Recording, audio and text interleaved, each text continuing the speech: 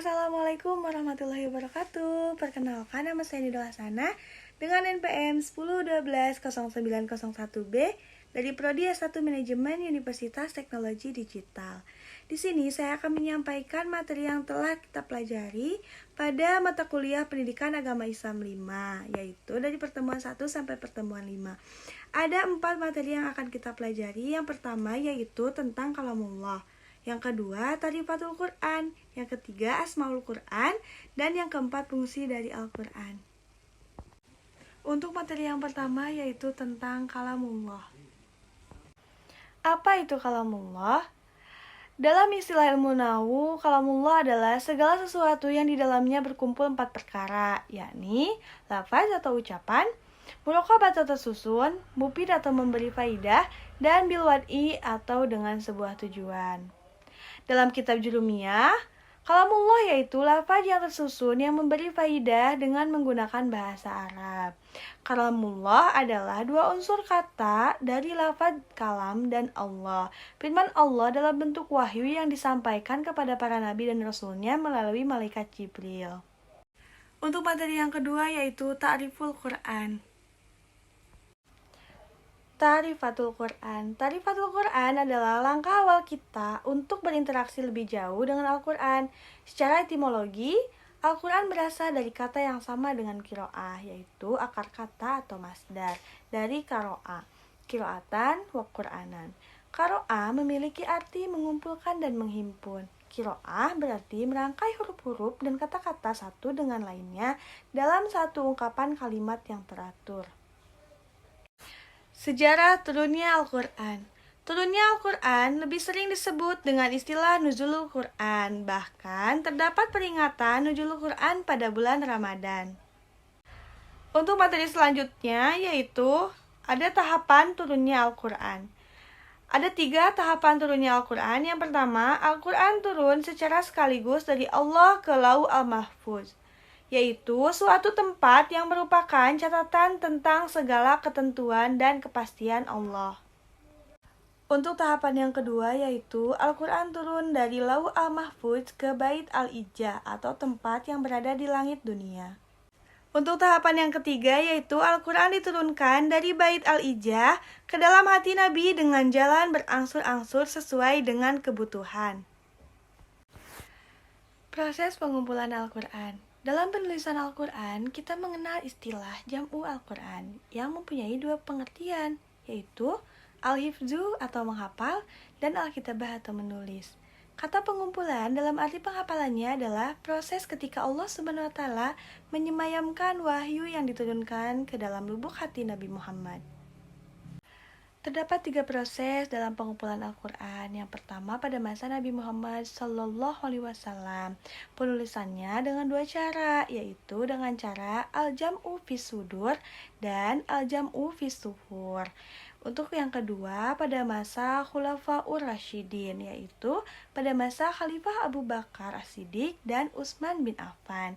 Untuk yang ketiga yaitu pada masa Al-Quran sudah dalam tahap penyempurnaan dalam penulisannya, yaitu pada masa Khalifah Abdul Al-Malik.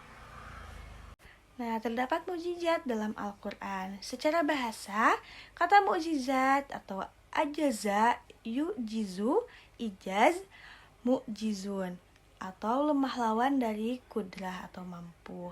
Kata mukjizat berasal dari bahasa Arab, yaitu sesuatu yang membuat pihak lain tidak berdaya di hadapannya. Sedangkan dalam istilah agama, mukjizat adalah hal yang luar biasa yang Allah berikan kepada seorang nabi dan rasul untuk membuktikan kebenaran pengakuan kenabiannya atau kerasulannya, dan biasanya bersifat menantang umatnya yang tidak beriman kepadanya. Untuk materi yang ketiga yaitu tentang Asmaul Quran. Terdapat 12 Asmaul Husna atau Asmaul Quran. Nah, yang pertama Alkitab atau kitab atau buku. Al-Quran disebut Alkitab sebagai isyarat bahwa Al-Quran harus ditulis. Nama dan sifat ini tercantum dalam surat Al-Baqarah ayat 2. Untuk nama yang kedua yaitu Al-Huda atau petunjuk. Al-Quran disebut Al-Huda karena mengarahkan manusia kepada jalan yang lurus. Untuk yang ketiga yaitu Al-Furqan atau pembeda. Disebut Al-Furqan karena Al-Quran itu membedakan yang hak dan yang batil.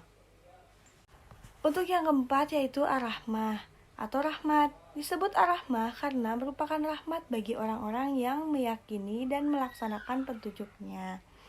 Yang kelima, An-Nur atau cahaya. Disebut An-Nur karena merupakan cahaya yang terang benderang yang memberi petunjuk kepada manusia. Nah, yang keenam yaitu Ar-Ruh atau roh. Disebut Ar-Ruh karena memberi petunjuk kepada manusia. Di dalamnya terdapat kehidupan dari kematian kekafiran. Untuk yang ketujuh yaitu Asy-Syifa atau obat. Disebut obat karena di dalam Al-Quran terdapat obat bagi segala penyakit keraguan, kemusyrikan, kemunafikan, syahwat, dan subhat. Pokoknya semua penyakit itu terdapat obatnya di dalam Al-Quran. Nah, yang kedelapan Al-Haq atau kebenaran. Disebut Al-Haq karena Al-Quran itu mengandung kebenaran yang tidak ada keraguan sama sekali di dalamnya. Yang kesembilan yaitu Al-Bayan atau penjelasan. Disebut Al-Bayan karena memberikan penjelasan tentang petunjuk untuk keluar dari kesesatan. Yang ke-10 Al-Mu'izzah atau pelajaran. Disebut Al-Mu'izzah karena mengandung pelajaran yang indah yang dapat memperbaiki akhlak dan amal perbuatan manusia. Nah, yang ke-10 adalah Al-Mu'izzah atau pelajaran. Disebut Al-Mu'izzah karena mengandung pelajaran yang indah yang dapat memperbaiki akhlak dan amal perbuatan manusia. Yang ke-11 yaitu Az-Zikr atau pemberi peringatan. Disebut Az-Zikr karena merupakan peringatan tentang berbagai permasalahan. Juga merupakan dalil-dalil yang jelas yang di dalamnya terdapat pelajaran bagi orang-orang yang ingin mengambil pelajaran.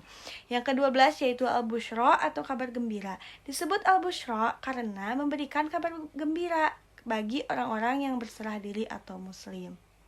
Untuk materi yang terakhir atau yang keempat yaitu fungsi Al-Quran.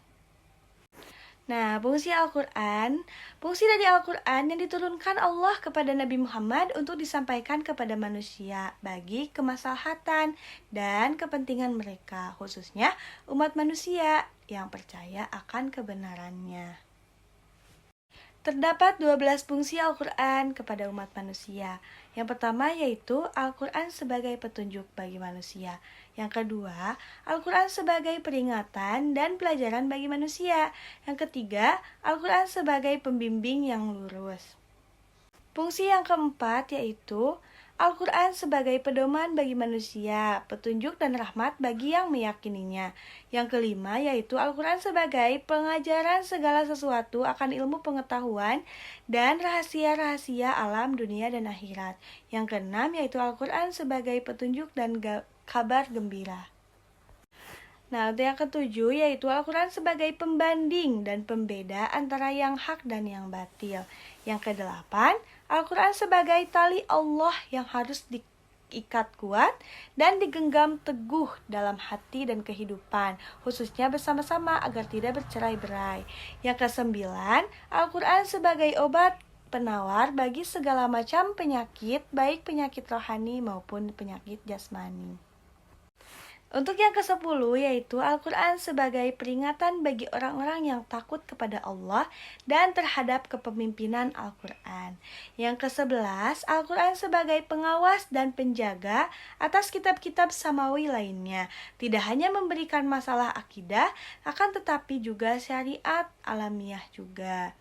Nah, yang ke-12, Al-Quran sebagai mukjizat bagi Rasulullah Shallallahu Alaihi Wasallam yang bertujuan untuk melemahkan musuh-musuh Allah dan Rasulnya yang meragukan kenabian dan kerasulannya.